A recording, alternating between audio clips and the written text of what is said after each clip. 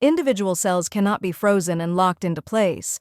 However, you can freeze one or multiple rows and columns located at the very top and left sides of your spreadsheet, respectively.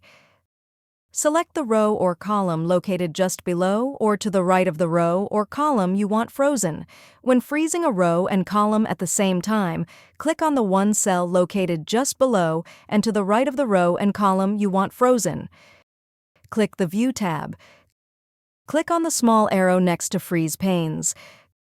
Click on Freeze Top Row or Freeze First Column based on your selection.